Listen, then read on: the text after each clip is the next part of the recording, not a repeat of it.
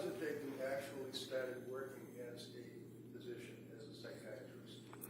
I started working as a physician and as a psychiatrist during the residency training program, but I started practicing completely independently at Astor Mental Health in August of 2022.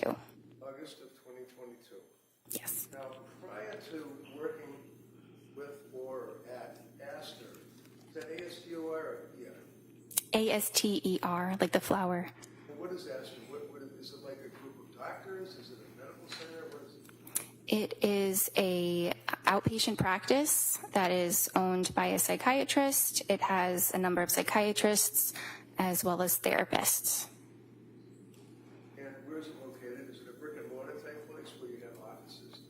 Yes, the original offices were in Braintree, Massachusetts, and now there's an office in Peabody as well.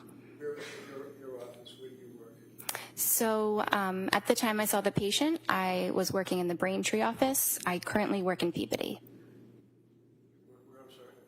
Currently in Peabody, Massachusetts.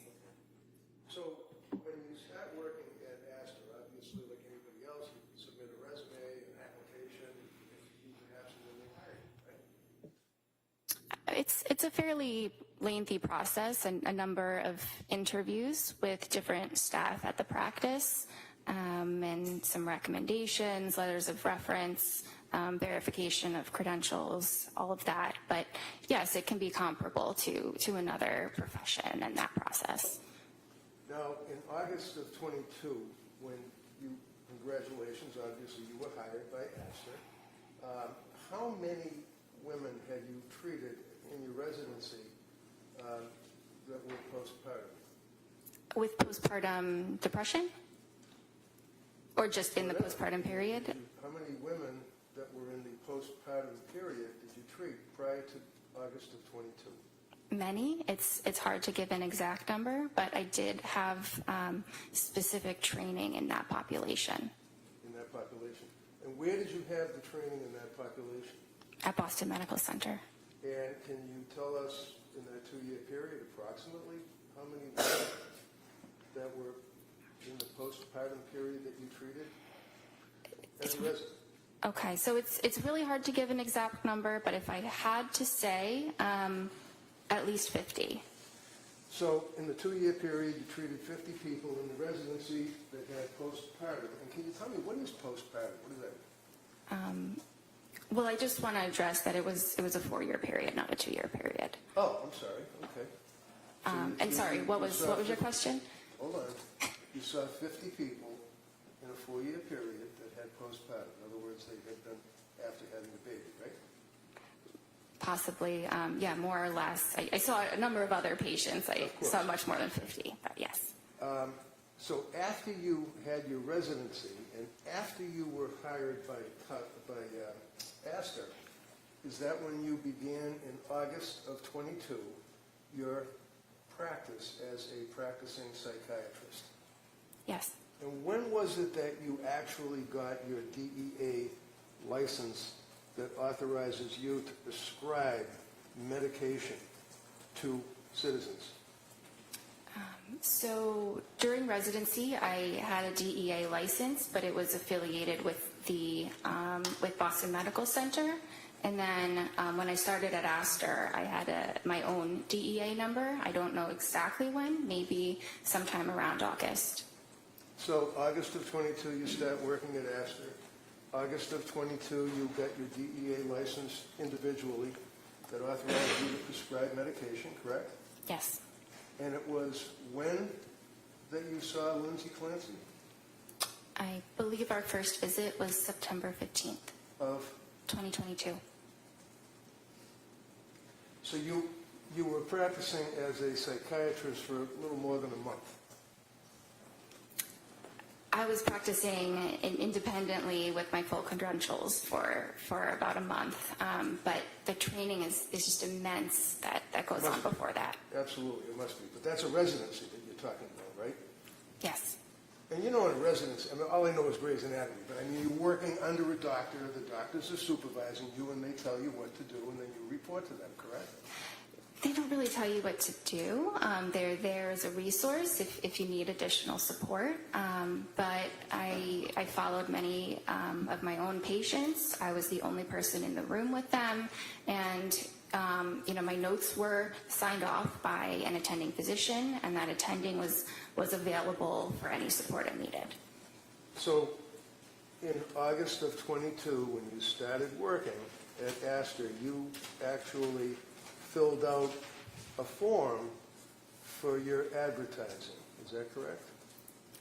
I believe that was handled by other people at the practice. And who would that be? Well, we have non-clinical staff that handle the administrative matters. Okay, but you're a doctor, and you're out there to the public. You're advertising yourself and your services to the public. Is that fair? I believe yes. I'm not directing the marketing of our office, but yes. Okay, never mind your office. I'm talking about you. You had an ad that was on the computer that if somebody wanted to reach out to a doctor, they could see your ad amongst many others, right? Well, I don't think there was an ad. I think we have a website that had some information about myself. Okay. Now, in August of 22, up until when you saw Lindsay, how many patients in that month or so had you treated for postpartum psychosis? How many patients in a month up until that Yeah, month? I'm asking you about when you started working in August of 22 for Astor, and you are now on your own as an employee. How many patients had you treated before you saw Lindsay Clancy for postpartum psychosis? Well, in the span of 1 month, I would say none because it's a very rare disorder. Okay. But it exists, doesn't it? Absolutely. And one of the things would be the voices that people hear, right? That is a symptom of psychosis, absolutely. And that's legitimate, isn't it? It is a legitimate diagnosis, absolutely. It's not the diagnosis. People that have postpartum psychosis hear voices, do they not? Many do. The disorder can manifest differently in different people, but yes, many people do hear voices. How about postpartum depression? How many people in that month or so before you met Lindsay did you treat for postpartum depression? In the span of 1 month, it's really hard to pinpoint that. Maybe a couple. Maybe a couple? And do you recall how long you treated them for? Again, it's hard to really pin down the individuals in a short span of time. Can you tell the jury what you put in your ad or in the Astor website that you indicated that described you? I don't recall. Well, one of the things you did is that you said that you basically were a specialist in postpartum, people that have postpartum psychiatry. You indicated that on your website, didn't you? Are you able to read the actual document? I don't remember exactly the wording. You've been working now for how many years now? 3 since you saw Lindsay? Or more? Almost 4, yes. You haven't changed your ad on the website, have you? I have not personally, no. And you've read it probably a bunch of times, right? I've read it a couple times, but I don't spend a lot of time on my website. Okay. Do you recall that you indicated that you were specializing in any particular aspect of psychiatry? Yeah.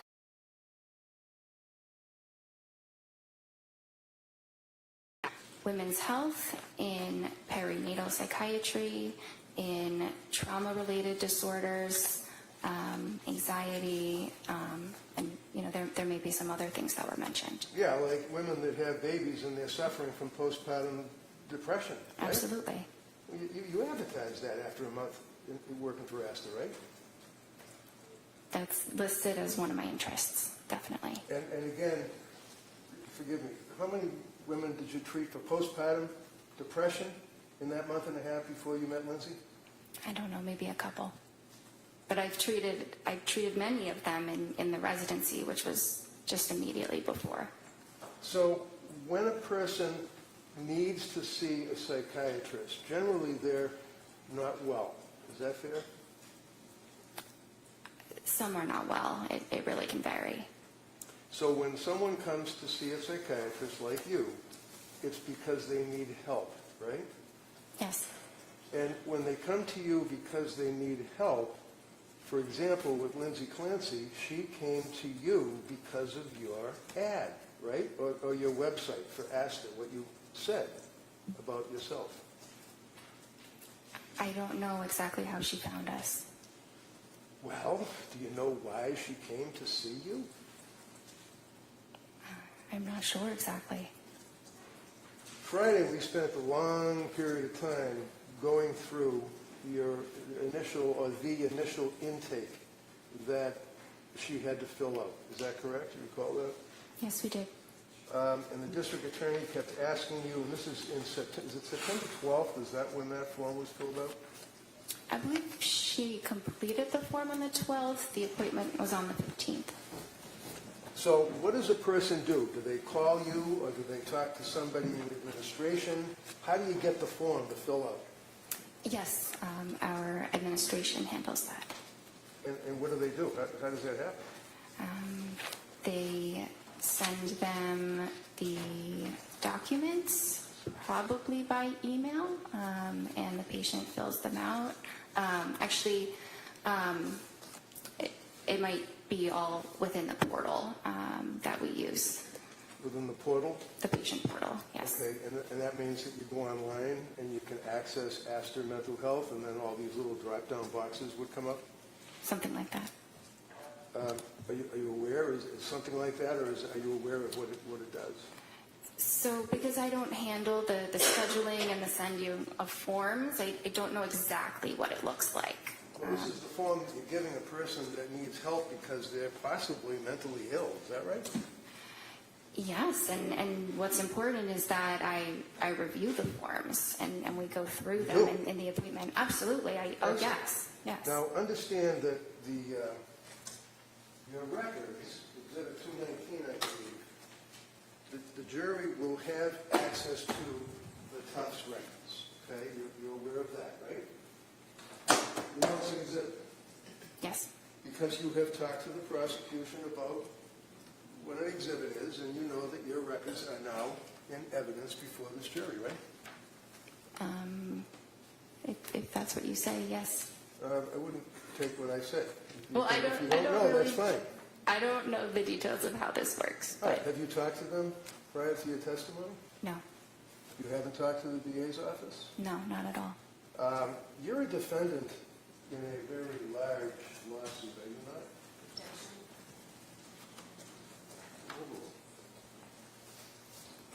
Yes. You wouldn't happen to be represented by an attorney, would you? I am. And the fact that you have an attorney is your right under the Constitution. It doesn't mean that you're guilty of anything, right? Right. Okay. And you know that the outcome of this case is very, very major to the outcome of your lawsuit. Is that right? Oh. I don't actually know that.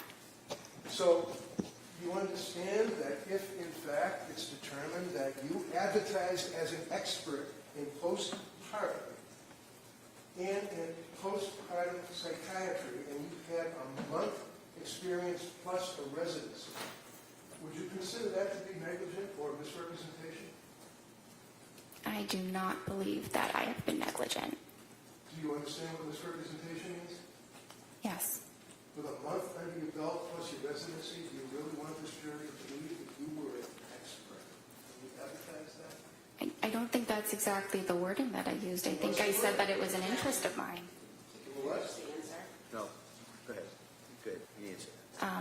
I just think the wording was that it's an interest of mine. I don't believe I called myself an expert. Are you an expert in postpartum? I may be. I don't know. I think it depends on what you define an expert as. Well, when a patient comes to you and they fill out the form, you agree with me that your records reflect that form that she filled out on September 12th of 2022, right? Yes.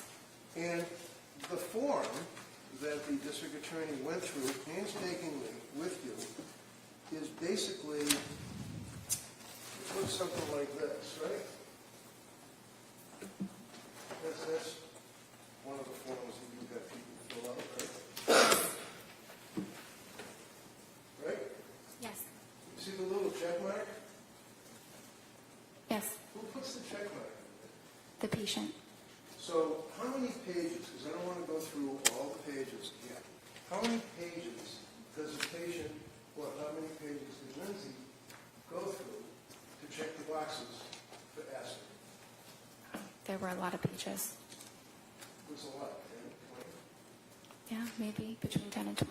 Okay. And basically, they're all little checks in boxes, correct? Not just checks. No?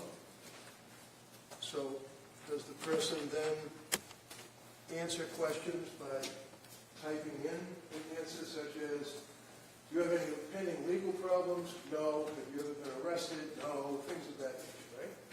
Those are some of the questions. And the questions also, do they ask the patient what medications they were on Yes. before seeing you? Yes. And Lindsay told you that she was on SSRIs in the past, right? Yes. And SSRI means what? A selective serotonin reuptake inhibitor. And that's pretty powerful stuff, isn't it? It's an effective treatment for depression and anxiety. Well, it affects the serotonin levels in the brain, doesn't it? Yes. It rewires the brain, doesn't it? It doesn't rewire the brain. It increases the serotonin, and many individuals with depression have low levels of serotonin. So Lindsay told you that she had been prescribed an SSRI when she was in nursing school. Is that right? Yes. What was the SSRI? Prozac. And how long was she on the Prozac? I'm not sure. Never asked. I probably asked. Probably asked. Isn't it true? Don't you guys have a saying that if it's not written, it didn't happen? You take copious notes, do you not? It's impossible to write down every single thing that's said, so I write down what is clinically relevant, clinically necessary, but there's a lot that is discussed over an hour that is not able to be written down. Such as the fact that a person was on an SSRI when they were in nursing school is not an important fact to find out. Oh, no, that's important. Sorry. No problem. I'm not doing, the Sophie Cunningham act. I'm just asking a question, that's all, and you can answer it, okay? How about if she had a reaction to Prozac?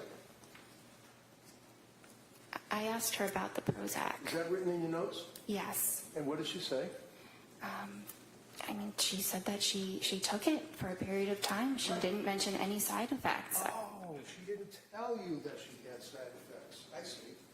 So when a patient comes to see you with a month under your belt and they're sick and they're looking for help, you wait for them to volunteer facts to you?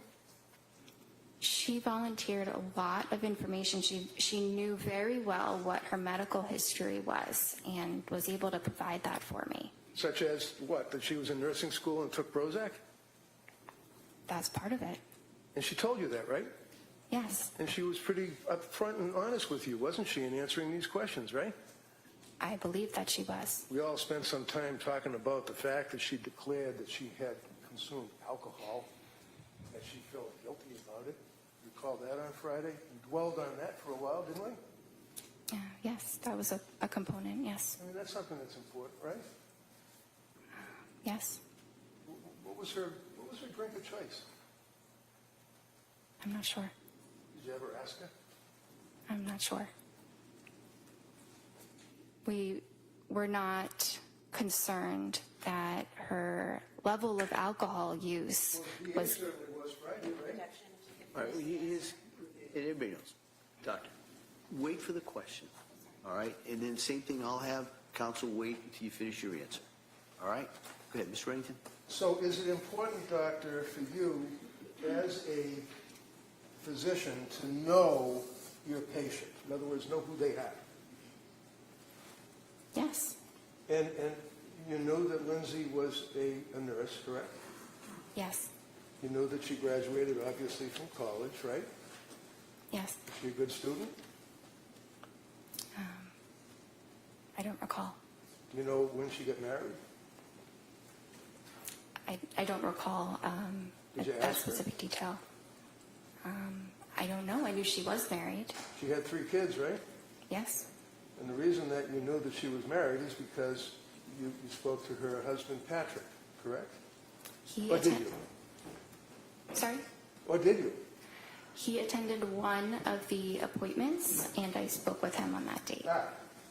And did you say, hi, how are you? And give him a handshake when you came in your office? It was telemedicine. It was what? Telemedicine. Telemedicine. Is it fair to say that after, 14, you said to the jury, 14 appointments that you had with Lindsay during that period from September till January? 14 appointments? Yes. Every single one of them were by telemedicine, weren't they? Yes. Until you came in this courtroom Friday, you never saw this woman in person, did you? Correct. Were you ever concerned about her mental health as a person? Absolutely. She was crying. She told you symptoms that she couldn't get out of bed. Isn't that right? At one time, she said it was difficult to get out of bed Oh, difficult to But- get out. Why was it difficult for Lindsay Clancy to get out of bed? because she was very depressed. And did you give her a hug? Oh, no, you're on telemedicine, so you couldn't give her a hug, could you? You didn't have any chance to even look at her in person, did you? I could look at her. It was always a video appointment. I couldn't give her a hug, but that's not actually something that psychiatrists typically do with patients. I imagine. Now, I'm looking at you, and you've got the witness stand cutting you off in half, right? So I can't see from your waist down, your legs, your feet, your hands, anything. That's the same view that you have on the telemedicine, right? Yes. Isn't it fair to say that you've studied and that you've learned that there are objective manifestations that patients may have that would be a tell, like if you're playing poker, you have a tell, that would be an indicia of the fact that they're stressed or emotionally disturbed, right? Yes. Like hand wringing, right? Yes. Were you able to see the hands wringing when you were on telemedicine? I don't recall seeing her hands. Recall, you know how people sit there and they do this with their leg and the leg bounces because they're going through some type of emotional stress? You couldn't even see her legs, could you? I couldn't see her legs, but I knew that she was under stress. So when she came to you, September 15th, I believe, is the first time that you all actually discussed her condition, correct? Yes.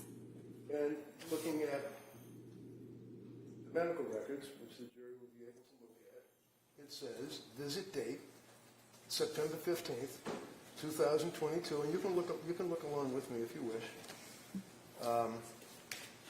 indicates why she came to see you, right? Yes. Right? Yes? Yes. Okay. Why did she come to see you? According, not guessing and speculating, never mind the TV. You just look at your notes. Tell me what brought Lindsay Clancy to your office. Postpartum anxiety. Is that it? Is that what you noted in the records? Well, those were her words when asked, what are the problems for which you are seeking help? I see. Postpartum anxiety. Now, as a psychiatrist, meeting with this young woman after a month or so of working as a psychiatrist for Astor, there are tests that you administer to a woman who's in postpartum to find out what type of anxiety they have, right? Well, there are some screening tests, but the most important thing is what the patient tells you and what my assessment is in the session. I see. And that would carry through the Tufts evaluations for all 14 of those meetings, is what the patient tells you, right? Yes, and what I observe in the session Through the television. through the computer. What, if you can tell me, is the Edinburgh test? It is a scale that looks at symptoms of postpartum depression. And when you administer, that's a major test, isn't it, for a doctor to evaluate a patient for PPD? I wouldn't say it's a major test. It's a pretty big one, though, isn't it? It's the only one that measures the postpartum depression, right? It's a common one. So what? Commonly used. Commonly. All right, so when you used it on Lindsay, when was that administered to her? I did not use it on Lindsay. Why? We used the PHQ-9, which What is is the PHQ-9? it's a depression screening form. That's like generalized anxiety disorder, general depression. It's got nothing to do with a woman suffering from postpartum depression, does it? I disagree. Well, do you agree that people perhaps that may know a little more than you determined that the Edinburgh scale is the appropriate scale to administer to a pregnant or postpartum woman? So state as the form. You're familiar with the Edinburgh scale, right? I've heard of it. And can you explain to me how it's graded? No, I cannot. There are 30 questions in it, are there not? I don't use this scale, so I don't know how many questions there are. So the Edinburgh scale, do you even know that the cutoff for someone that is depressed in their condition of postpartum would be 15? Anything over that, they're in severe depression? Okay. You know that her first Edinburgh test that was administered to her put her at a 23 overall. Severe depression? I was not aware of this test. I was not aware that this had been administered to her. Well, you know that except for the Prozac that she had when she was a nurse, what, 23, 24, 23 years old, she hadn't, other than seeing her own doctor for having a baby, she hadn't seen any doctors. You knew that, right? I didn't know exactly which doctor she sees. I think we ask about your primary care doctor, but she did not report any other medical issues that she was under treatment for. So is it important for Dr. Jennifer Tufts to know whether or not a patient who is coming to you for help has a prior medical history other than what they might tell you? Well, when patients are able to advocate for themselves and share their medical history, we rely on what they tell us. Was she able to advocate for herself, in your opinion, when she came to see you, when you evaluated her in September? Absolutely. How about October?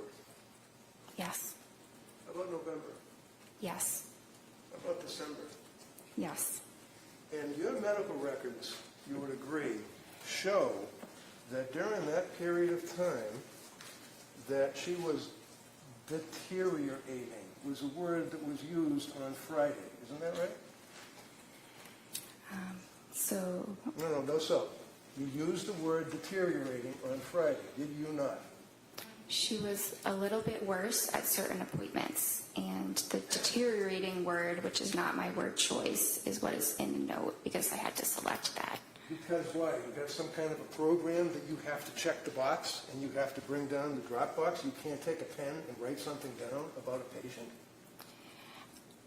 There are certain parts of the note where I can write whatever I feel is necessary, but that specific aspect of the note is a button where you have to click one of 3 choices. So when the jury's going through your medical records, one of the things that they're going to see is that when you meet with the patient, you have a form that you fill out where it says, if you feel like you're going to harm yourself or somebody else, make sure you go to the emergency room, right? Yes. If you have any urges to harm yourself or others, go to the nearest emergency room. That's in every single time that you meet with a patient, right? Yes. And it indicates that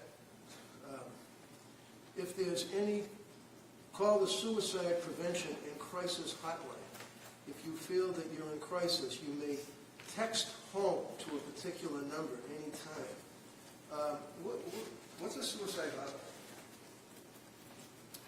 It's a phone number that patients in crisis can call and speak to a trained counselor. Now, a psychiatrist, you'd agree with me, is not a counselor, that's for sure, right? Well, a psychiatrist has training in therapy as well as in medicine. Did you give Lindsay Clancy any therapy? There was some therapy incorporated in our sessions, Like but what? we did Like what? providing emotional support, listening to Excuse her. me. Hold on, no, please. Hold on, everybody. She can. You ask the question, we're going to let her finish, and then you can follow up with any questions you want. Go ahead, Doc. Anything else you want to say? So her sessions were largely focused on the medication management, but there was an aspect of therapy including those items. Okay, and the sessions were for what, 17 minutes? No, How long were they? 25 to 30 minutes. So 25 to 30 minutes on the television, and will you face the TV screen with her for the full 25 minutes? Yes. And that's not noted in your records. It says 17 minutes on all your records, doesn't it? So if you look closely, it says the therapy component was for 17 minutes. It doesn't say the entire duration is 17 minutes. So what do you do when you're trying to give therapy as a psychiatrist to a patient that came to see you? What do you do? What do you do for therapy? It depends on the person. Well, how about Lindsay Clancy? What did you do for therapy with her? I listened to her. I listened to her concerns and provided support. I tried to provide her with hope that eventually things would improve. So you listened to her, you listened to her concerns, and you'd agree with me that her concerns were, for example, that she actually was unable to sleep. It's one of her concerns, right? She was having a lot of difficulty with sleep. On the September 15th meeting, you indicate that her mood was okay, but her affect was anxious, and you called it incongruent. What does that mean?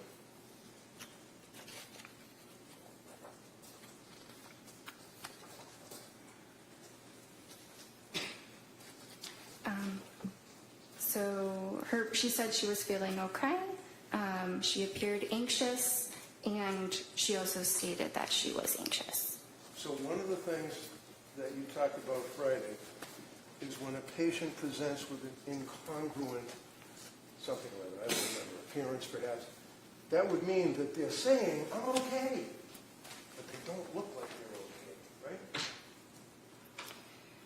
Well, it could. I don't think her affect and her mood were really that incongruent at that time. I think that she didn't appear terribly depressed.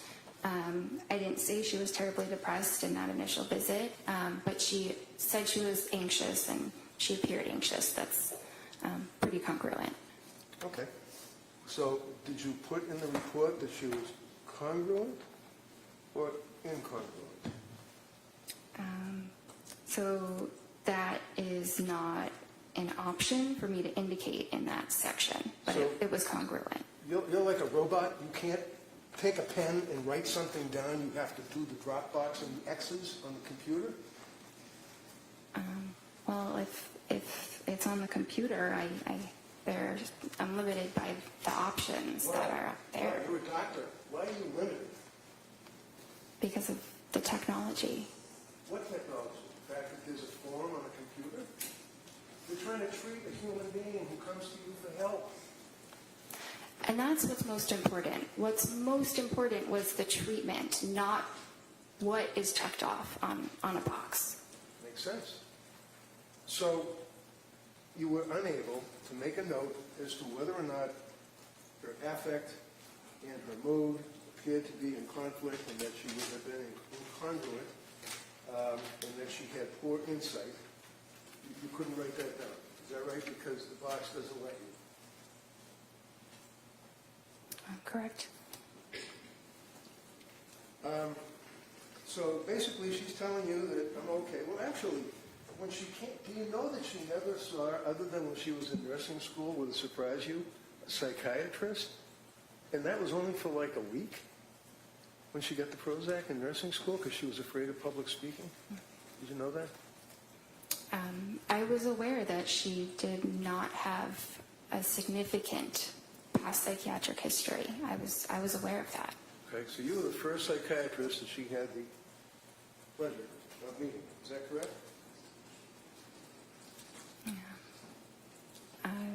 I think it was.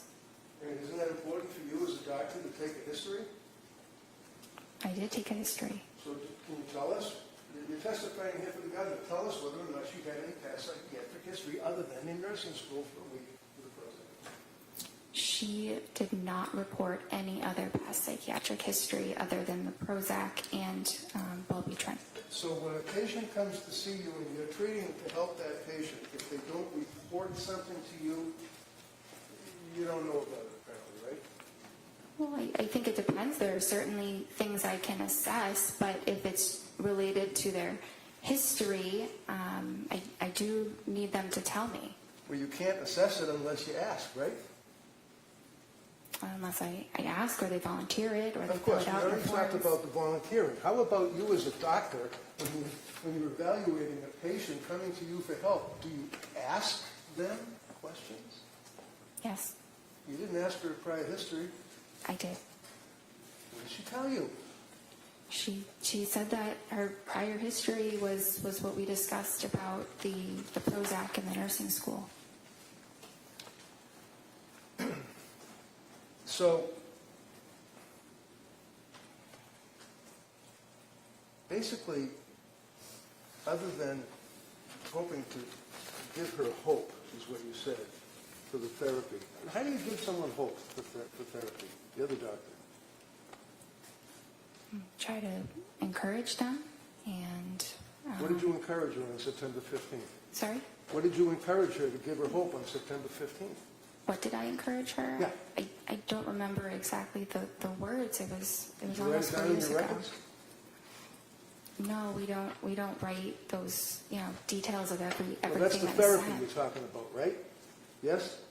Yes. And you don't write down the therapy you give the patient in the records, right? Well, I write something about it. You write it I down, mentioned not- that. Excuse me. Hold on. So yes or no? Hold on. You let her finish the question. You listen to the question and answer just what they asked, okay? Go ahead. You could rephrase that question, Counsel. No, I'll let her answer. All right. I mentioned that I provided supportive therapy. What is supportive therapy? It's listening to the patient's concerns and providing emotional support and validation. So emotional support and validation all sounds good. Here's a young woman who is what, 20, 29, 30 years old, came to see you? Yes. And came to see you for help, right? Yes. Told you she couldn't sleep and she was anxious, correct? Yes. You know that she was postpartum, correct? Yes. You know that as a patient who was postpartum. By the way, what is your opinion of the period of postpartum wherein one could have postpartum depression or, more importantly, postpartum psychosis? What's the time frame? It's typically 1 year. So she was well within that time frame, correct? Yes. And you tried to provide therapy by giving her hope. And how long do you figure did that take? 5 minutes, 10 minutes, 2 minutes? I'm not sure. I think it was different in each session. Okay. So the only thing that you diagnosed Lindsay with on September 15th was GAD, Generalized Anxiety Disorder, correct? It was generalized anxiety disorder as well as an adjustment disorder with depressed mood. And you prescribed medications to her, right? Yes.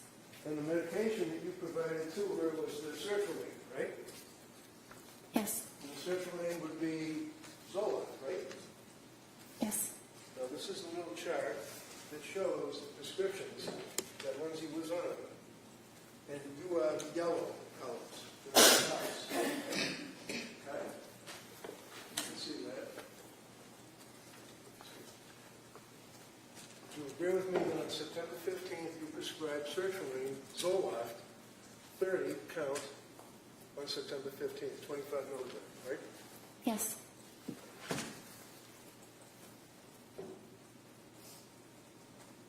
Have you ever read the website for sertraline?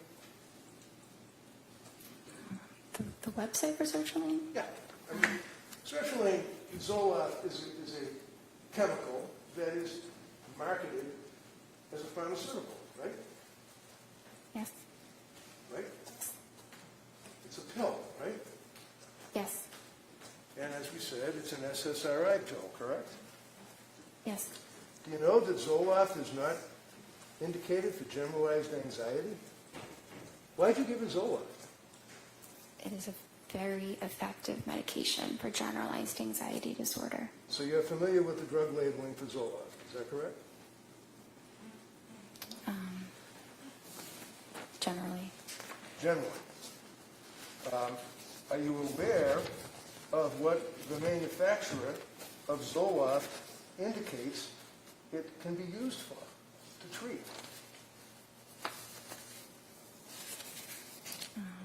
I'm aware that it's used to treat various forms of anxiety disorders as well as major depression. So when Lindsay came to see you, you know that she had stopped breastfeeding her son, right? Not at the time of the first appointment. When did she stop breastfeeding? In October? Something around then. You know that she had little or no psychiatric history other than seeing you, correct? And the Prozac, yes. You know that, in fact, that she had stopped drinking whatever it was that she was drinking, because you never asked, right? I was not concerned about her level of drinking. Well, it's in your form, right? That was at the intake, but You know that she wasn't drinking when you were meeting with her, correct? yeah, that's what she told me. Okay, and you believe what she told you, right? Yes. So when she sees you, she's not on any psychiatric, anti-tropics, or whatever they're called, medications, correct? She wasn't on any medication. Correct.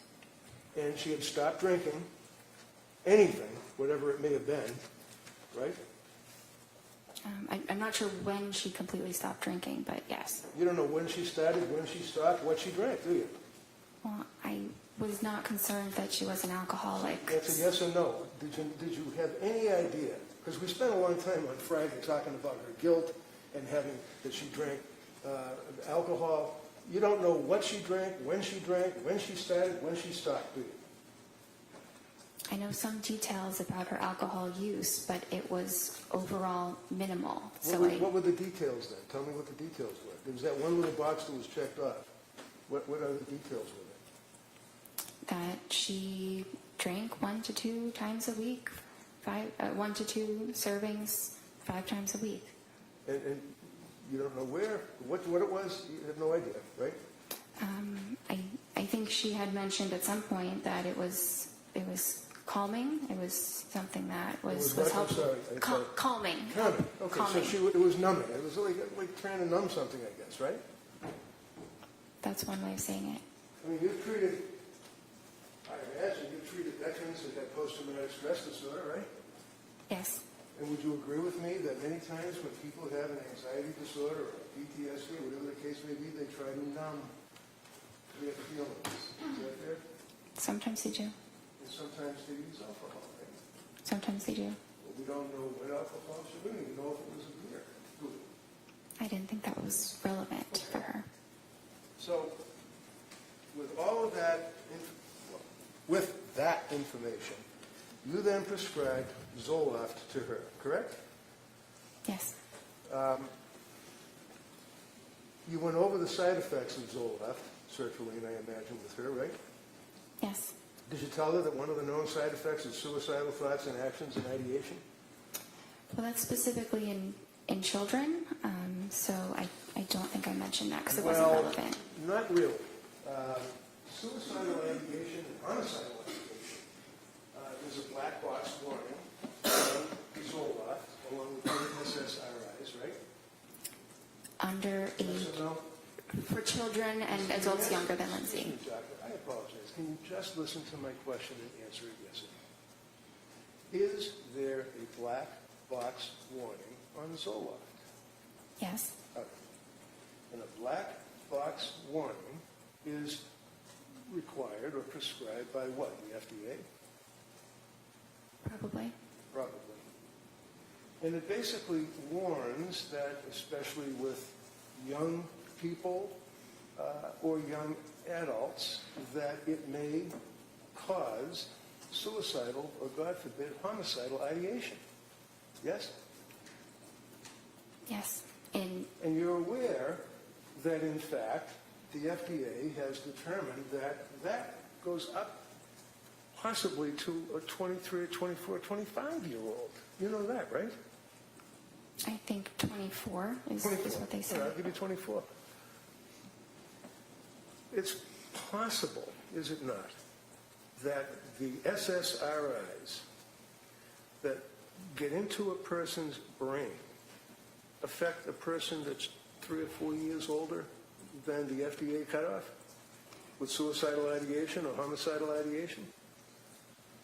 It's possible? There's a lot of development that happens in the brain between ages like up to 24 and closer to 30. The brain is fully matured at past age 24, and so it's less vulnerable than in a younger individual. So with 24, you're suggesting as a cutoff, are you suggesting to the jury that a drug that increases the risk of suicide in a 24-year-old patient cannot increase the risk of suicide in a 29 or a 30-year-old patient? Just a little bit.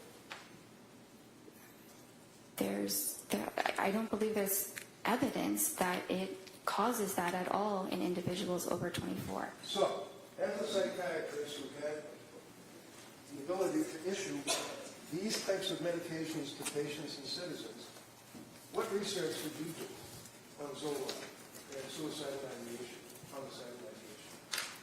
I was taught extensively about SSRIs and suicidal ideation in my training. Right? In Vermont, in Boston, yes. Okay, so in Vermont was when you get your medical degree, right? Yes, And in Boston would be when you were a resident, right? yes, And then you had board certification on general psychiatry, right? yes. You can have a certification on the subspecialty, right?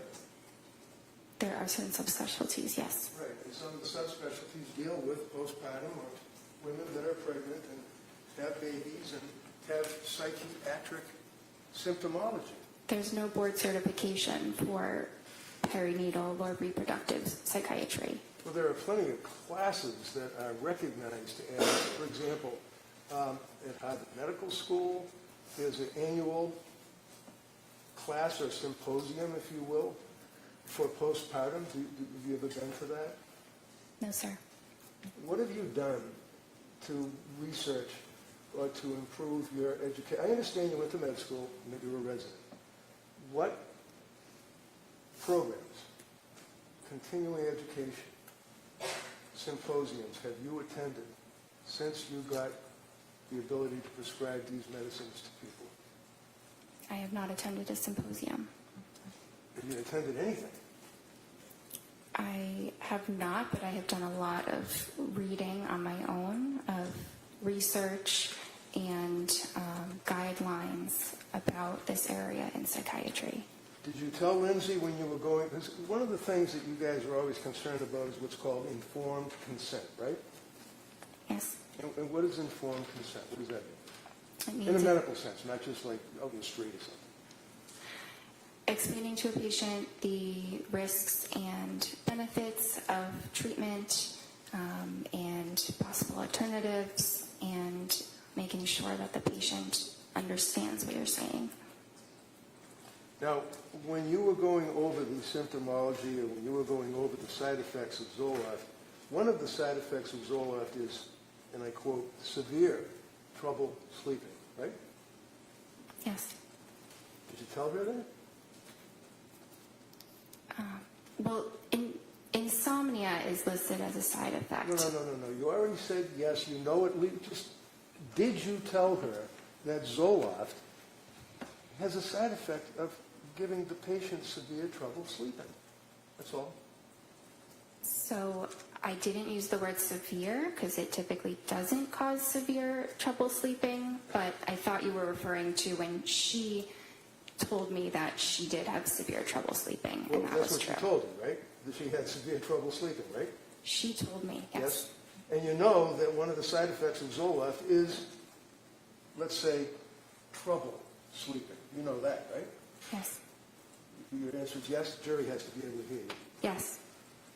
And why would you prescribe Zoloft to a young woman who's postpartum, who's coming to you with anxiety, who's telling you she can't sleep, she's got all of these symptoms, and you prescribe a medication that would have a side effect of trouble sleeping? So individuals have very varied responses to medications. Some have no side effects, some have one or two. It's impossible to predict, but Zoloft is a top choice, a first-line medication for Says her. who? Says who? Says it's the general consensus Well, know among about the lawsuits psychiatrists. against Hold on, Zoloft, right? again, we can't have both of you talking at the same time. So let her finish her answer, and then I'll give you plenty of time to follow up any questions regarding her answer. So, you finish your answer on that? There's extensive research supporting the use of sertraline in this instance, and the general consensus among psychiatrists is that it's a first-line safe medication for individuals, including postpartum women. How about the kids that shoot other kids in high schools and the lawsuits that come out of that against Zoloft? You ever read about them? Overrule. Sorry? I wasn't sure what the question was. The question was, in response to your observation about how all the psychiatrists or the psychiatrists think it's a very, very safe, wonderful first-line drug, and you research it. How about the kids that kill other kids in schools with the lawsuits that arise out of the use of SSRIs? Have you ever researched that? I don't know much about that. You know about the SSRIs and messing with someone's brain, they go out and they shoot people for no reason, right? I'm not aware that that's linked to SSRIs. So you didn't really talk to her about increased risk of suicide, and 24-year-olds are down because she's 4 or 5 years older than that. You didn't talk to her about the trouble sleeping that can be a side effect.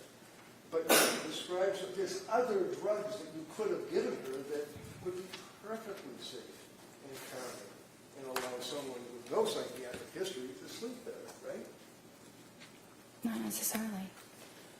Okay, so you prescribed her with the Zoloft. It was 25 milligrams, right? Yes. And when you prescribed her with the Zoloft, 25 milligrams, was that increased up to 0.05 milligrams, or did you increase it at some point? The instructions were to increase it to 50 after 1 week. After 1 week. Yes. And you expected that she would listen to your instructions, right? Yes. And she did, right? She waited about a month, but then yes, she did. Why did she wait a month? think it took her some time to decide whether that was truly what she wanted to do. Right, she was afraid of the drugs, wasn't she? She was afraid of side effects. And she didn't want to take the pills, did she? She eventually did want to take the pills because she wanted to feel better. A month later, right? Yes. So you prescribe the Zoloft, SSRI, and then you tell her after a week to increase it, and she doesn't take that medication for a month, correct? Correct. And then she did take the medication, right? Yes. And did you meet with her or talk to her before she actually started to implement that particular regimen? I had met with her beforehand, but I was not aware of when she made the decision to go ahead and take it. So you met her on the 15th of September, right? Yes. When was the next time you met her? Can I check? Sure, of course. Absolutely. You can look at anything you want. September 28th. And on September 28th, did you discuss with her the fact that she was afraid to take the Zoloft? Yes. And did you recommend that she do that? Well, she said that she was feeling better at that point and wasn't It's a sure. real easy question. When you talked with her, did you recommend that she increase or take the Zoloft? At that visit, I don't think that I did. Okay. So when did she actually take the Zoloft?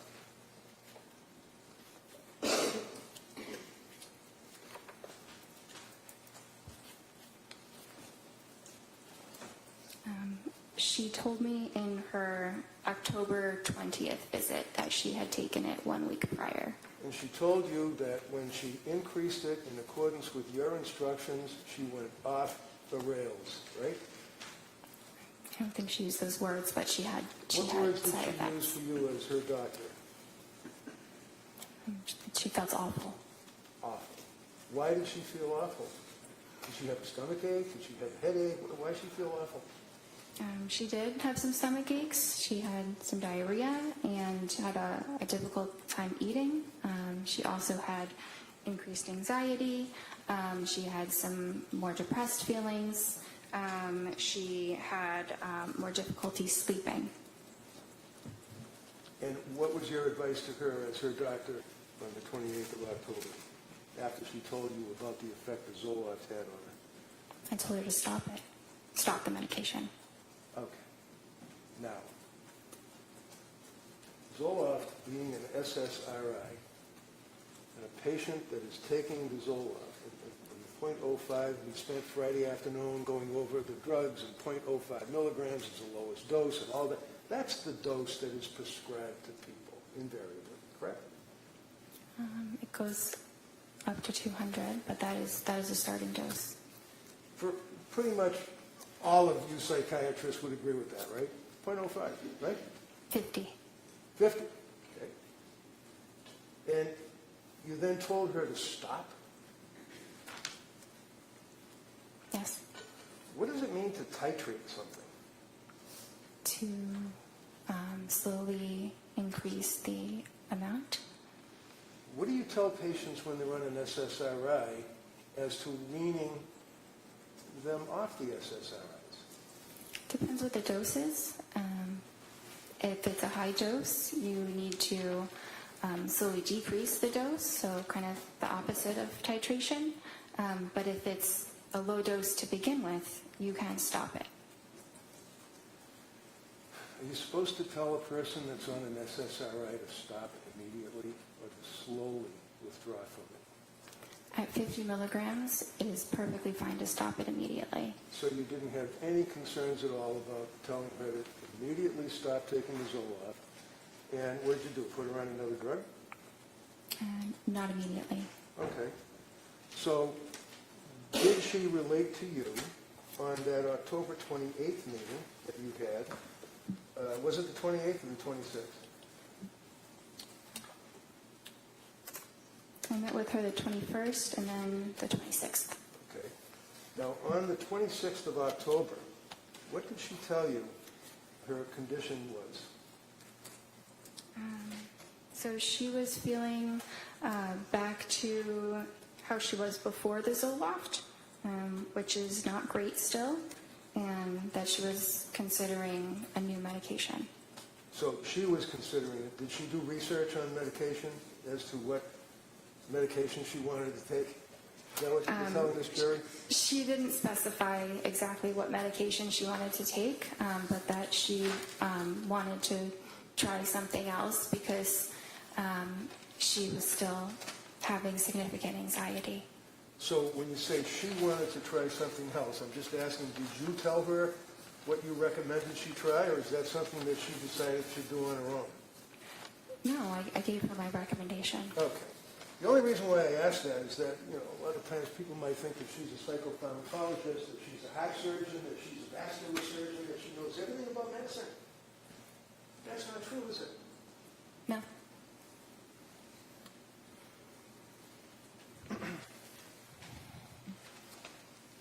Would you agree with me that prior to telling her to stop the Zoloft, that one of the concerns that you had is that Zoloft affects anxiety and affects sleep, and you hope that it treats the underlying anxiety by balancing brain chemistry and increasing serotonin, right? Yes. Is that fair? And you'd agree with me that it does, as a side effect, have an impact on a person's falling asleep or staying asleep, as a common side effect, right? It can happen. It doesn't happen to everyone, but it certainly happens to some. But it is temporary. That's the important distinction, is that there are many side effects that disappear entirely, and then the medicine is quite helpful for those certain conditions. Yes. She had problems sleeping, didn't she? Yes. Even after the Zoloft, right? Yes. So you, not her, you recommended a particular drug that she should take, right? Yes. And again, as it relates to what one would expect a young woman who's a labor and delivery nurse to know about psychiatric medication, what is methazine? Do you know? I'm sorry? Methazine. I'm not sure. How about hermabate? B-A-T-E. H-E-R-M-A-B-A-T-E. How about that? You ever heard of that? I'm not familiar with that. That's what's used to administer to a woman who's going through birth. You don't have an obligation to know that, do you? No. You have an obligation to know about psychiatric medications, though, right? Yes. There's a difference between what's known as nescience, which is not knowing what you have no duty to know, and ignorance, which is you don't know what you should know. Is that fair? Yes. So, did you ever gauge Lindsay's knowledge or ability to judge what medication would be good for her? So that was my role. Right. I didn't expect her to know significantly the details about different psychiatric medications. Is it important to know that a woman that's coming to you because of postpartum issues, shall we say, had prior problems in prior deliveries? Yes. And you'd agree with me that you're on the front line of healthcare for pregnant women when someone comes to see you, either pregnant or after having a baby, right? They're usually referred by a therapist or an OB, but yes. Okay. So being on the front line and dealing with these people, and you advertise that you deal with pregnant people before they have babies, right? Yes. And after, correct? Yes. Did she have any prior issues with her prior babies? I knew that she had had some anxiety symptoms with her prior, after her second child was born. And that would be Dawson? Yes. And when she saw you after having Callan, how old was Dawson? A few years old, maybe 2 or 3. Did she tell you what the side effects were after she had Dawson? She did. I did not list them because, Excuse me, that means you didn't write it down? yes. So what is it, memory? We'll go by that, right? Sorry? We'll go by your memory? Go by memory about what?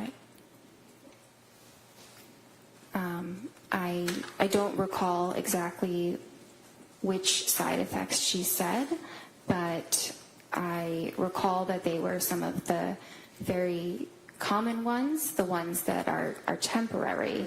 Hold on.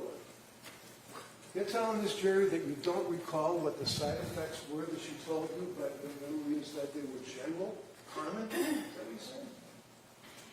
Yes, because if they were anything else, I would have documented it. Well, how about she took Zoloft? Did she take Zoloft, SSRI, after having Dawson? I think she took it for about a week. You think? Or she did? She did. So isn't that something that would be indicative of the fact that there were some psychiatric issues after she had her second child? Yes, but she did not describe them as being severe. Well, as a psychiatrist, can you ask her whether or not they're severe, or do you just wait for them to tell you? Based on her description, they did not sound severe. Tell me about bipolar. What's bipolar? Bipolar is a mood disorder that has both depressive episodes as well as episodes of mania.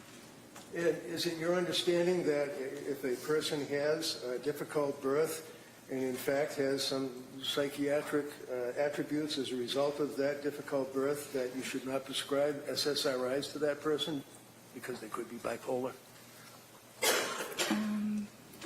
Having a difficult birth does not, it's not a contraindication to an SSRI.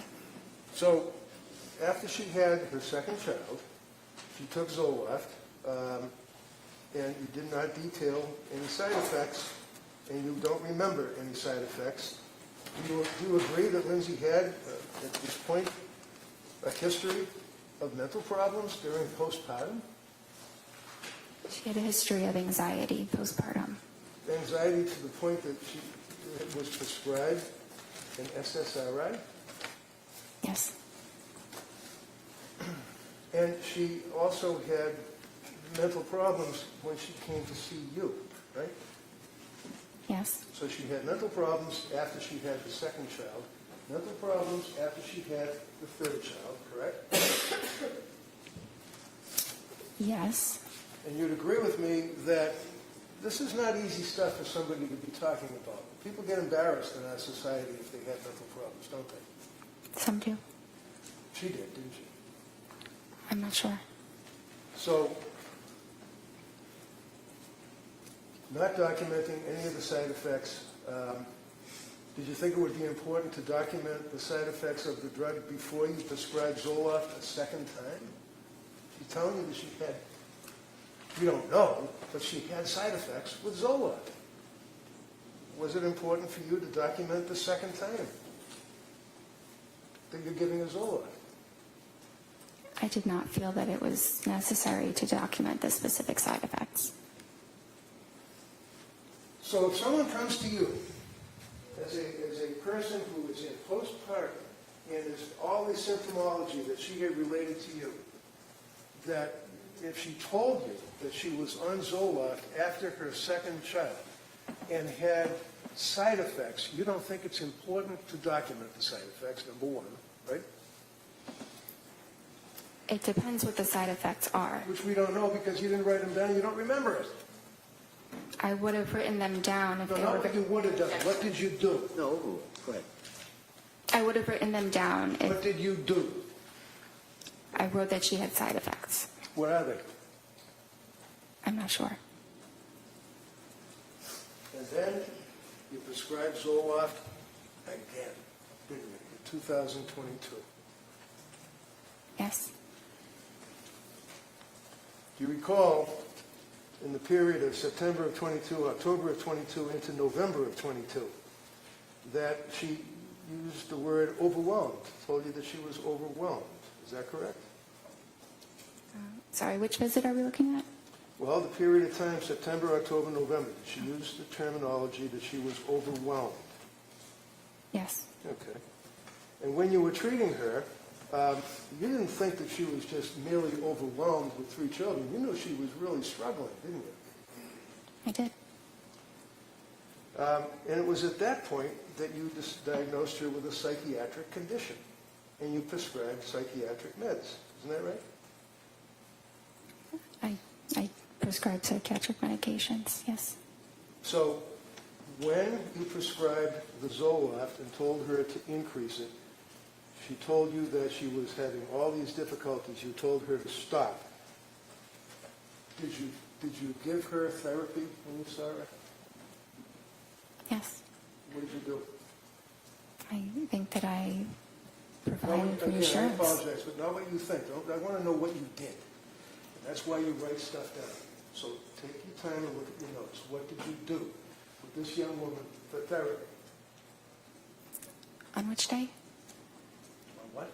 Which day are we talking about When specifically? she came to you and told you that she was overwhelmed, and you diagnosed her with a mental illness and prescribed psychiatric condition for psychiatric meds, what therapy did you give her? Because you told us that when you're on the television, you still give them therapy too, right? I do. What did you do? Well, I'm having trouble identifying exactly when she said the words overwhelmed. So it's hard to pinpoint exactly what I said in a span of, a number of different visits.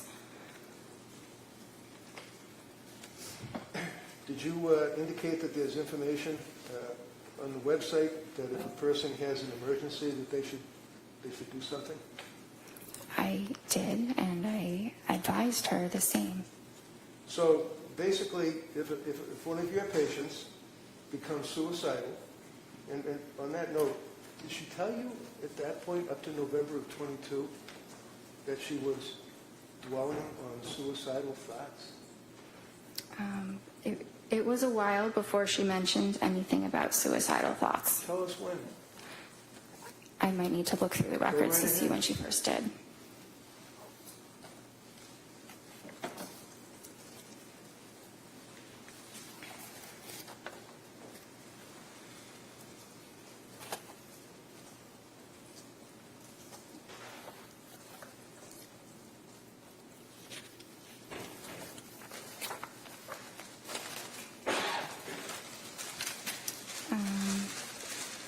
December 1st. So on December 1st, what did she tell you? That she denied feeling suicidal, but that she was close to feeling suicidal. It's kind of like being a fisherman out in the ocean who's worried about the possibility of a storm and is thinking about the storm and is dwelling on the storm, almost in fear of the storm, right? No. Isn't it? I guess. So when she tells you that she's, and I don't want to put words in your mouth, what did she say? She's having suicidal thoughts, or what did she say? All close to it? She denied having suicidal thoughts, but felt that she was getting close to it. Okay. So she was dwelling on it or thinking about it, right? Is that fair? She was fearful of eventually having those kinds of thoughts. To kill herself. Yes. And how frequently were the thoughts? I'm not sure exactly how frequent they were. Did you ask her? It's Sorry? very likely that I did ask her the frequency. Would that be in your medical records? When you see some patients, you have some patients other than Lindsay Clancy at that point, right? Yes. And you document when a patient, my God, when a patient comes in and tells you that she's in postpartum distress and she's close to having suicide thoughts to kill herself, that's important, isn't it? it's important that I am aware that she's having these thoughts, What thoughts? that she is fearful she could become suicidal. And she told you, I imagine, or you asked, how frequently these thoughts were. I don't have it documented how frequently they were, but that is a question that I usually ask when we're talking about suicidal When we're thoughts. usually testifying in a murder case, we usually have facts that we can tell a jury, not speculation. Objection. Yeah, sustained. Did she tell you when you asked about suicidal thoughts? Yes. What did she tell you? If you don't know, tell us. No, I know, sorry, but it's what I said before, that she denied having them, and she wasn't having them, we were meeting, but she felt close to it, close to having those thoughts. Okay. So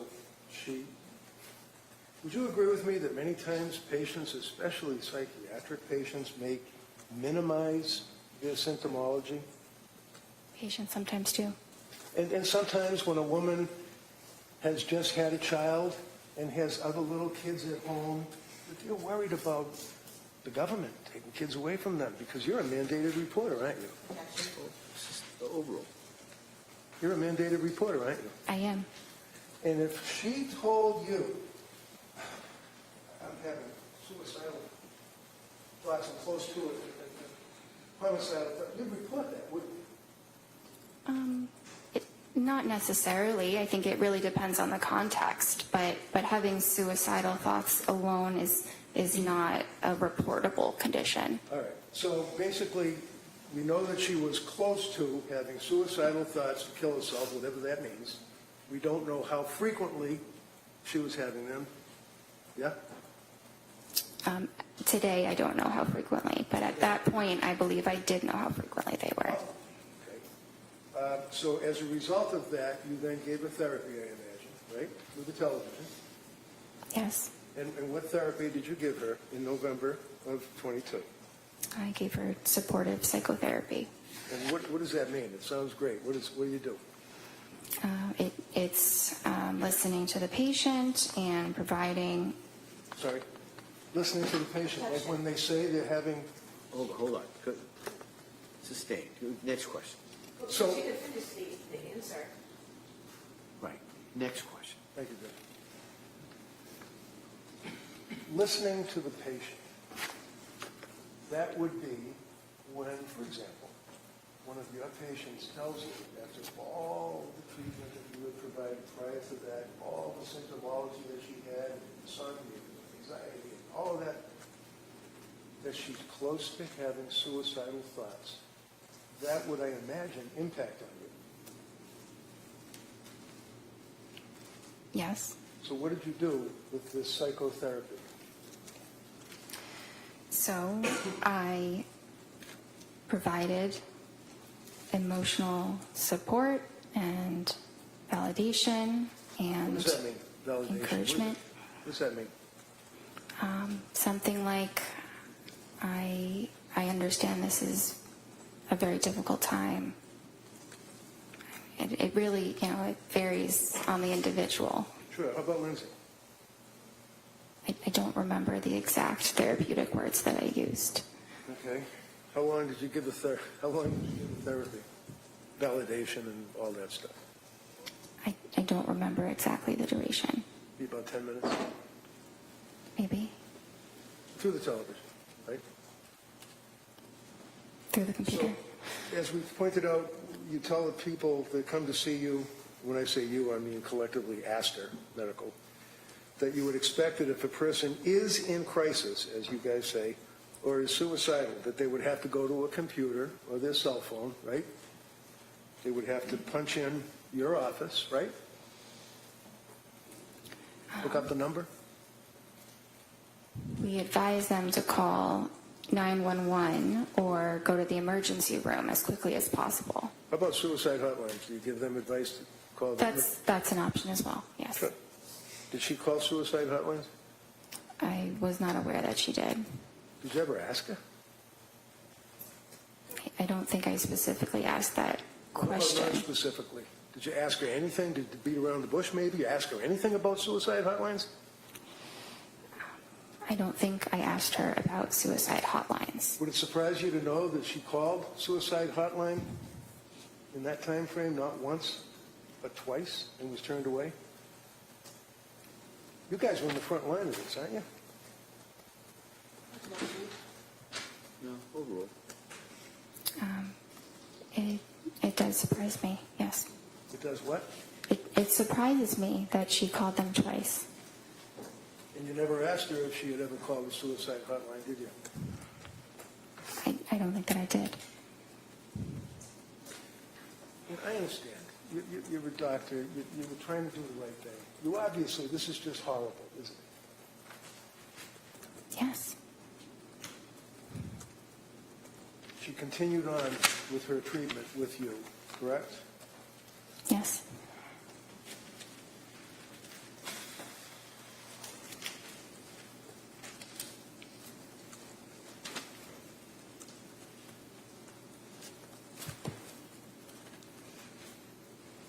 What was the next medication that you put her on?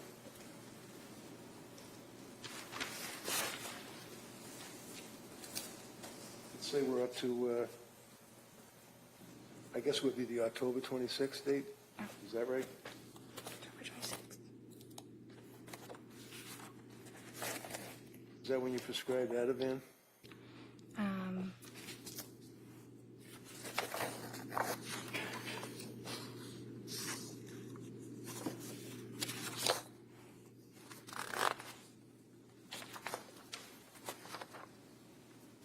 I prescribed that on the 21st. Sorry? I prescribed the Ativan on the 21st. All right. Did you prescribe anything on the October 26th appointment? Yes. And what was that? Buspirone. Buspirone. And would you agree with me that, is that also Vanspar? Buspar or Buspirone are the common names for it. Okay. You ever heard of Vanspar? V-A-N, V as in Victor, A-N, S-P-A-R? You ever heard of that? No, I haven't. Okay. And would you agree with me that there are a number of side effects of Buspirone? Every medication has side effects, but Okay, so my question is pretty simple. Buspirone, you mentioned it. I'm asking, any side effects? yes, What are the side effects?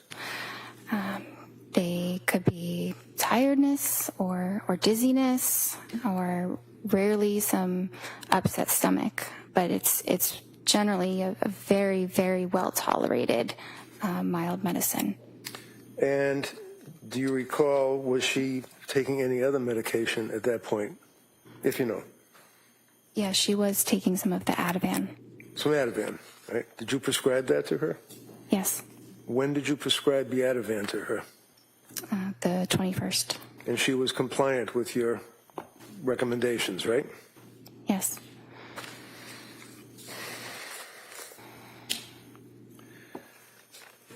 Was she also reporting to you that she was taking Benadryl, like over-the-counter stuff? It was being used as needed, yes. So that's PRN, on the records, PRN or whatever, you take it as required, right? Yes. And she reported to you that she was taking Benadryl, right? She reported that, yes. And you didn't document how much she was taking, right? It's only available as one dose over the counter. Okay. Did she re-up the dose over the counter? Do you know? She didn't tell me that she did. Did you ask her?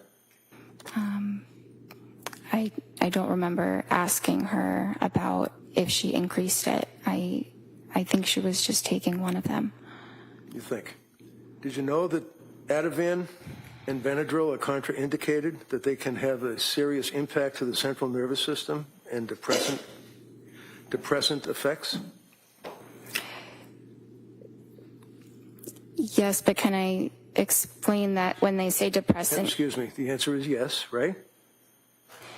Is the answer yes? Yeah, if the answer is yes, if that's the question, the Commonwealth may be able to ask you further questions if you'd Okay. like. Well, I can't say yes to that entire statement. All right. Next Did question. you discuss anything about Benadryl combined with Ativan on October 26th? I don't recall.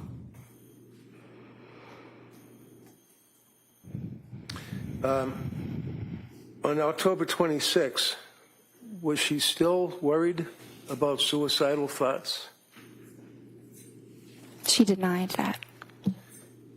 And on October 26th, how did she deny that? Is that, you have that noted in your record? I do. And what does it say? Patient denies suicidal ideation. Okay. So there's a huge difference between suicidal ideation and somebody having thoughts of suicide or being close to it, right? Not exactly. Well, you knew that the last time you spoke to the woman, she told you that she was close to having thoughts of killing herself, right? Yes. And you're her doctor, right? Yes. So what do? You just say, do you have, and check the box, and say, do you have any suicidal ideation? And she says no, and you check the box? No, it's not that simple. Do you ask her, like, well, gee, the last time I spoke to you, you told me that you were close to having suicidal thoughts of killing yourself. Did you pursue that on the 26th of October? Yes. And what did she say? That she wasn't. Now, how long was that appointment, if you recall? Would you agree it was 17 minutes and then there was some therapy? The entire appointment was something between 25 and 30 minutes. And that was again through the television, right? The computer, yes. Computer. Did you also add a drug called hydroxyzine? Yes. When was that?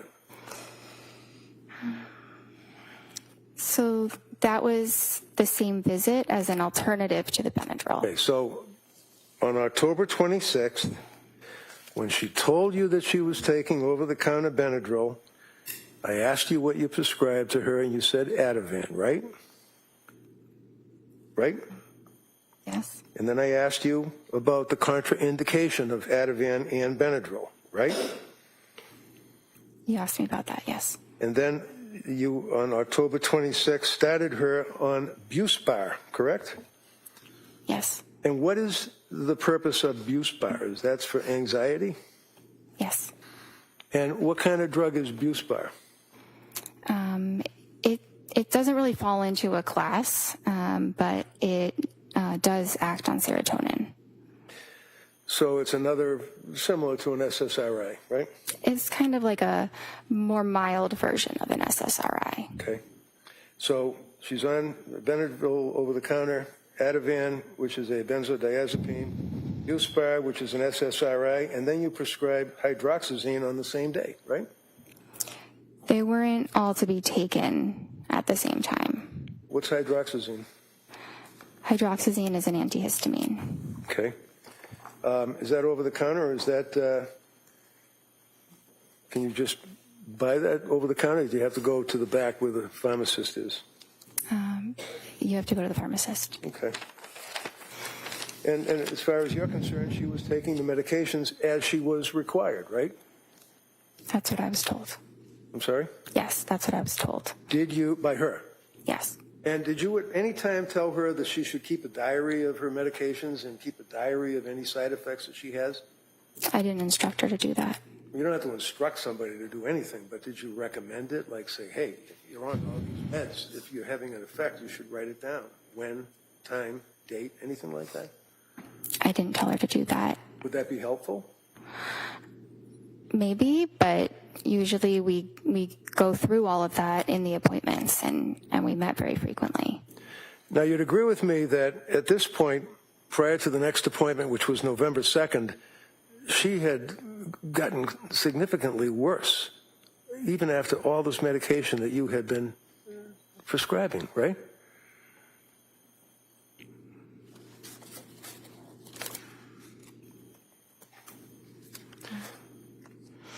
Did you make a note that she was telling you that she had depression and that she was crying, had more anxiety, insomnia had increased, brain fog, and worrying? about suicide?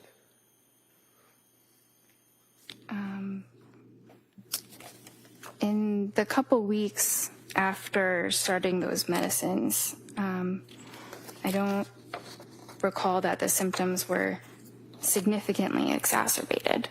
Okay. Friday afternoon, you answered the DA and you said that you recall that she used the word brain fog, right? She used that at some point. I don't recall when. Okay, what is brain fog? It's a very subjective feeling that someone might have where maybe it's, hard to think of a word that you're trying to think of, or maybe it feels like, maybe you're thinking of things a little bit more slowly than you normally would. And how often was she dwelling on suicide?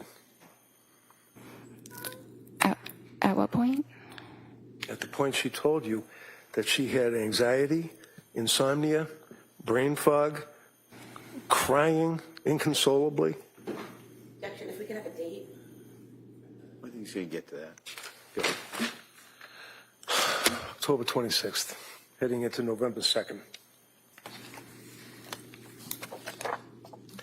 Do you recall, I'll rephrase it, do you recall going into the November month, meeting with her, and she told you that she had brain fog?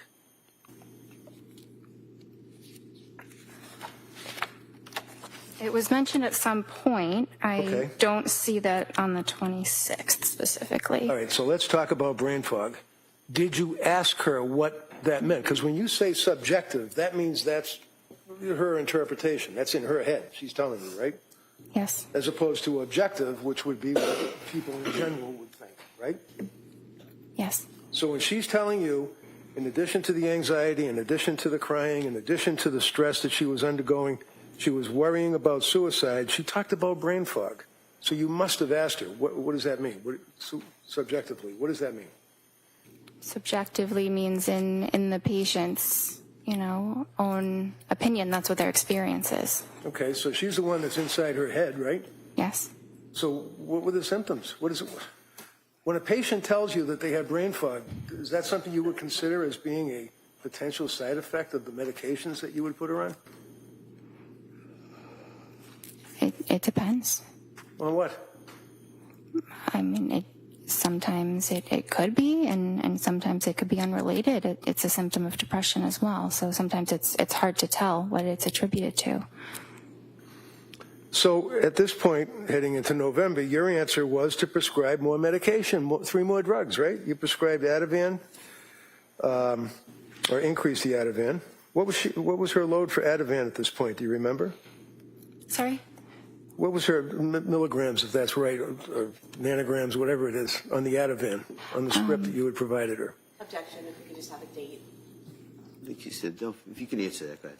Which date are we referring to for the Ativan? Because there were. I'm sorry. She already objected. He already said you can answer it. When did you increase her Ativan and to what level?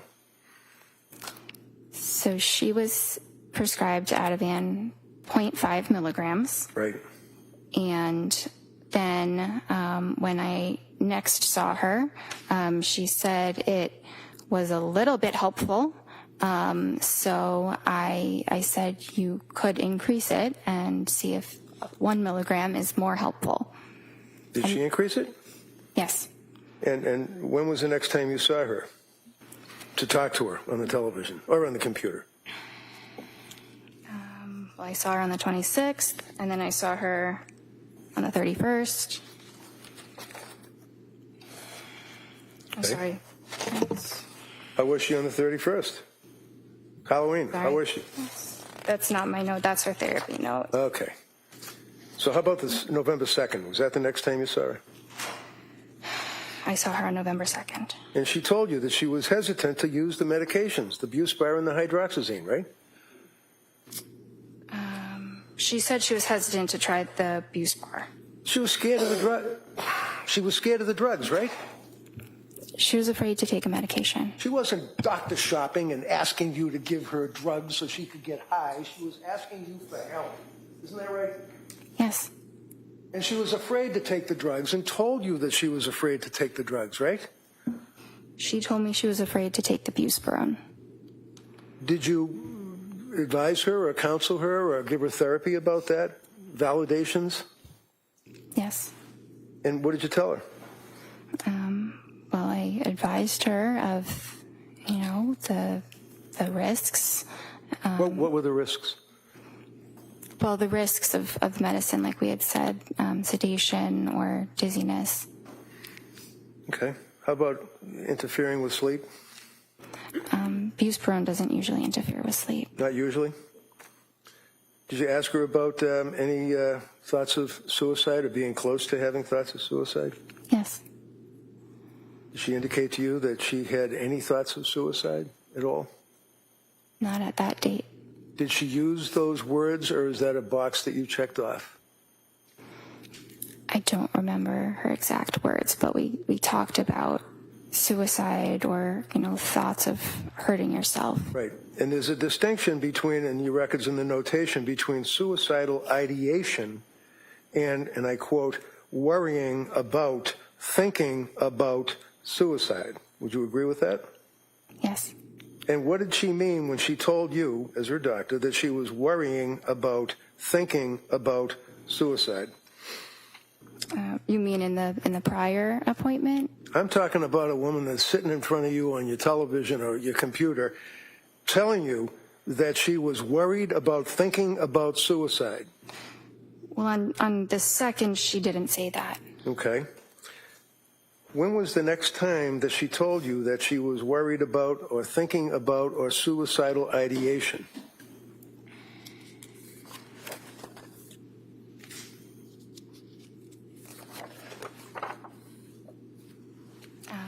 That was the December 1st visit. Okay.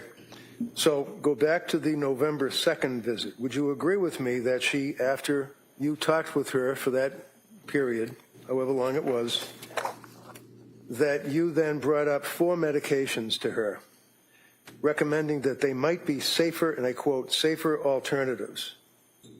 Would you agree with that? I see the word alternatives, not Okay. safer alternatives. Do you remember talking to her about Remeron? Yes. Did you recommend that she take Remeron? No. Did you ever prescribe Remeron? No. And is that mirtazapine, as far as its generic name? Yes. And Remeron is an antidepressant, isn't that right? Yes. And you did not feel that that would be an appropriate medication for her to take at that time? It was a very reasonable option, but we didn't decide to start it. So is this a collaboration? In other words, you and the patient, you would both make a decision as to when to start a drug? Or is it your decision and advice to the patient? Well, it's ultimately my decision, but the patient's thoughts about the matter are very important. At the end of the day, the patient has to go home and take it themselves. I'm not there to ensure that that is happening or not. So you had a November 22nd appointment, right?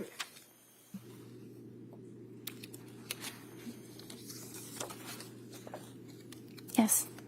And it was at that time that she told you that she had been to see South Shore Perinatal Clinic, right? Yes.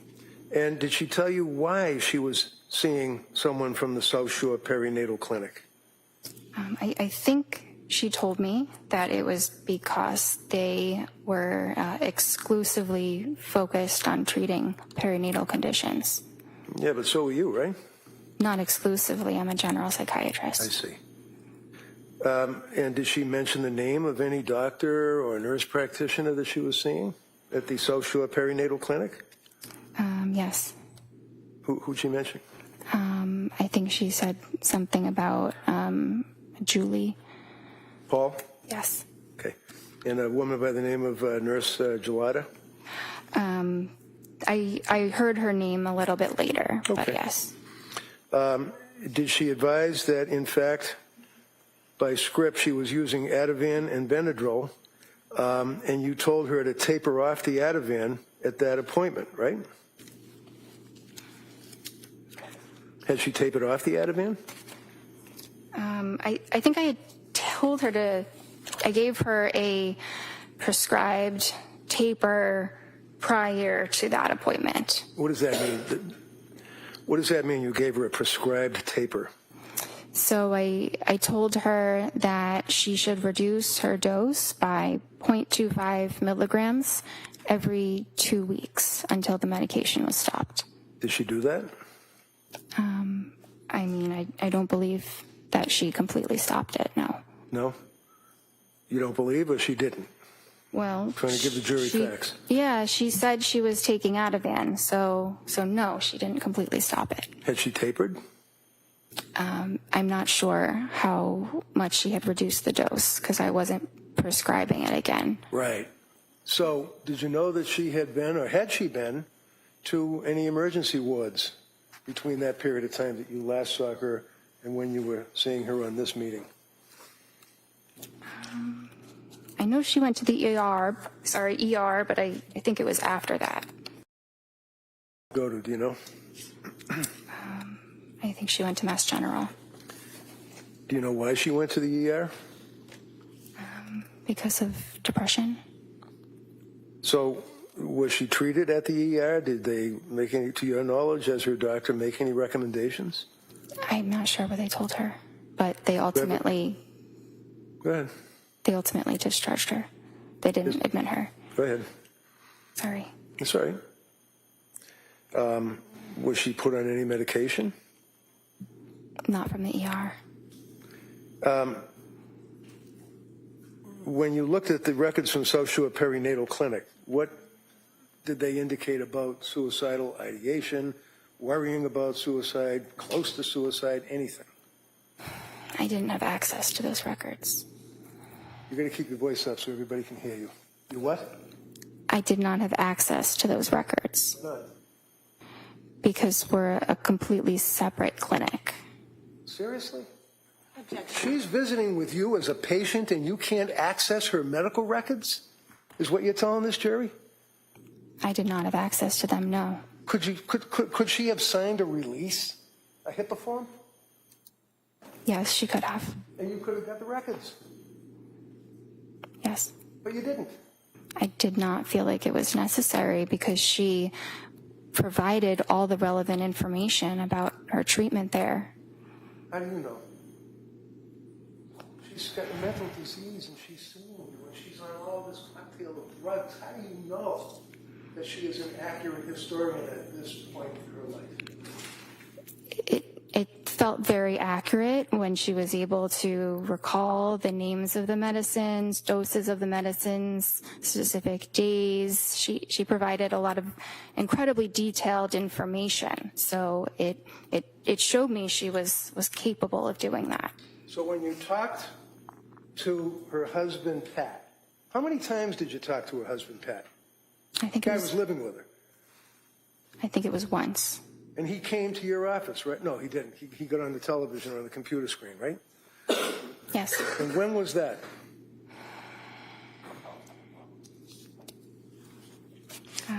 I think it was the December 16th visit. So let's... Reddington, why don't, before we get to that, Okay. probably a good spot to stop. We're going to take the morning recess, and then we'll come right back. Okay? Court, all right. Sir, please close your notebooks, facing on your chairs.